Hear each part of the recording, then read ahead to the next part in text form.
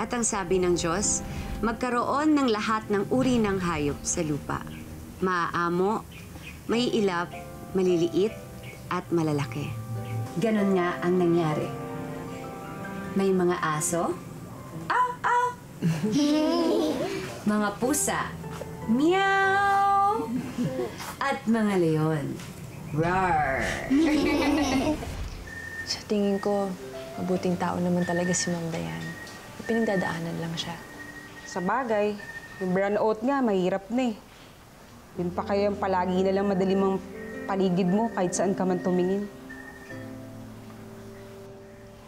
Ang ganda kaya ng buhay. Dito pa nga lang sa resort natin, ang daming magagandang tanawin. Sayang naman kung hindi yung makikita ni Ma'am Dayan, di ba? Kaya, aalagaan ko si Ma'am Dayan hanggang sa gumaling siya. Dahil naniniwala ako, kapag bumalik yung paningin niya, babalik yung Ma'am Dayan na nakita ko sa medical mission. Yung Ma'am Dayan na mabait, nakangiti.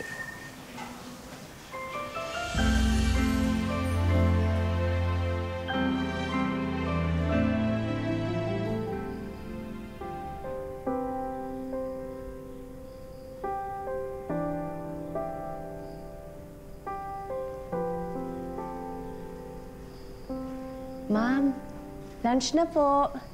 Sabi po ng nurse niyo, bawal kayo sumablay sa pag-inom ng gamot.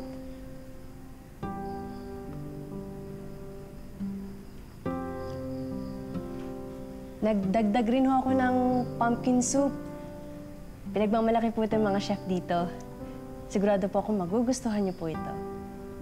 Kung gusto niyo rin ho, pwede ko kayong subuan.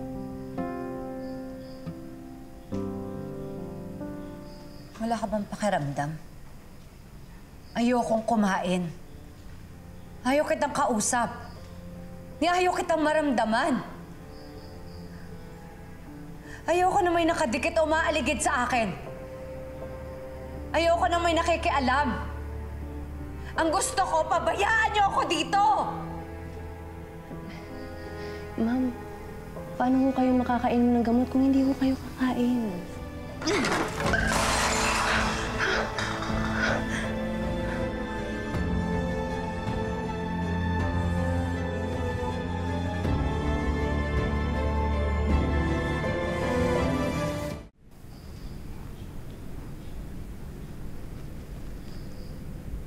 Sinabi na nga ayoko, di ba?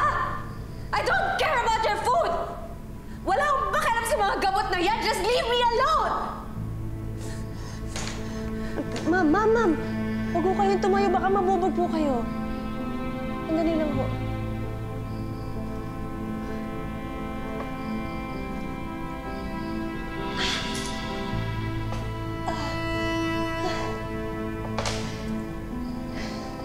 Nasugatan ka? Hindi naman po masyado.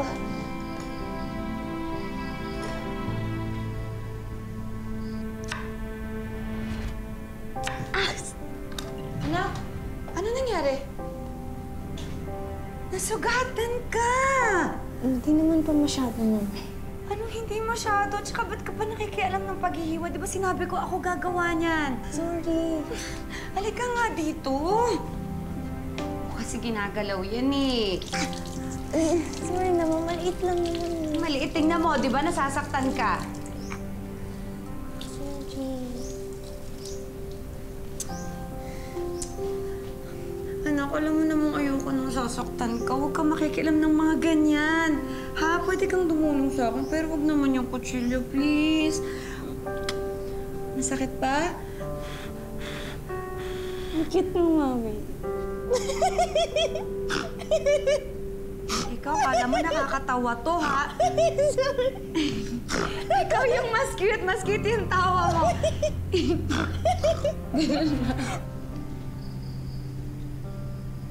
Maliit lang ho ito, ma'am. Pasensya na po, napag-alala ko pa po kayo.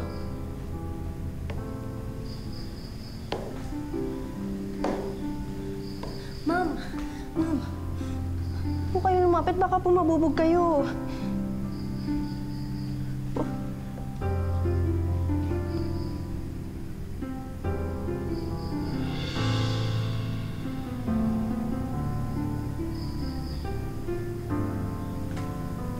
Ma'am, upo muna po kayo. Dahan-dahan po. Dahan-dahan po. Ayan. Bubuha lang ako ng walis at dustpan. Babalik po ako.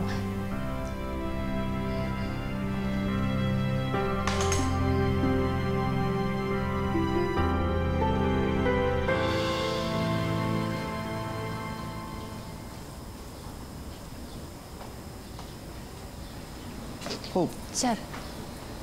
okay ka lang? Oo, sir. Oo. Aksidente lang po yung nangyari. Aksidente. Ano, nasaktan ka ba, Hope? Okay lang ako, sir. Pati si Ma'am Dayan. Kasalanan ko naman ho yung nangyari. Hindi ako nag-iingat. Dumulas ko sa kamay ko yung tray ng pagkain. Sir, ibawas nyo na lang ho sa sweldo ko. Ano? Gamit lang yan. Napapalitan. Ikaw hindi. Hugasan mo tong sugat mo. Kukuha lang ako ng first aid. Okay, pabalikan kita dito.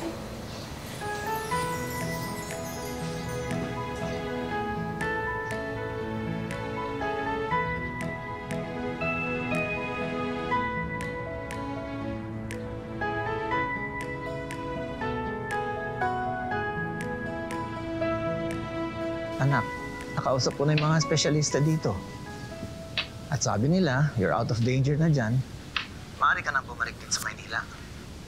At na-schedule ko na lahat ng check-up mo. Pa, kahit saan mo ako dalhin, I'll be fine. Alisin mo lang ako dito, please. Bakit, anak? Hindi ka ba nila nakasikaso dyan? No. It's just that naririnig ko yung boses ni Bianca dito. Dahil kaboses niya yung staff na nag-aalaga sa akin. Sigurado ka, anak? I don't even know pa. Baka nga it's just my mind playing tricks on me dahil miss na miss ko na yung anak ko. Hindi ko tuloy mapakisamahan ng maayos yung staff na nag-aalaga sa akin. Ayoko naman maging harsh sa kanya. It's just that sobrang sakit kapag naririnig ko yung boses ni Bianca.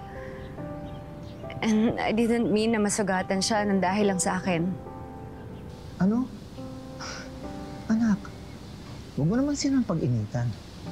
Lalong-lalo na kung ginagawa lang nila lahat para matulungan ka. I remember Bianca. She was always considerate to other people. Lalong-lalo na yung mga staff, mga waiters, pati mga help.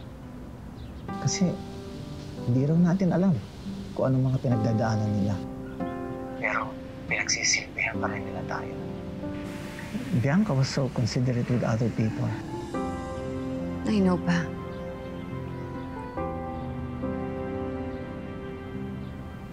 Thank you.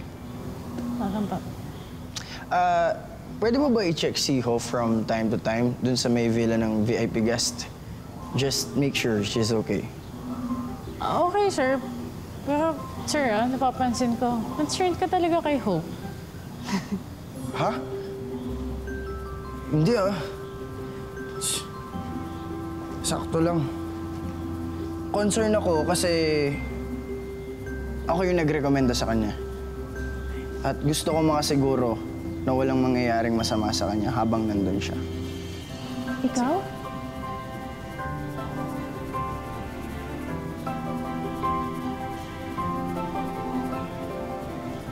Ikaw ang nagpasok sa akin sa trabaho ko sa villa?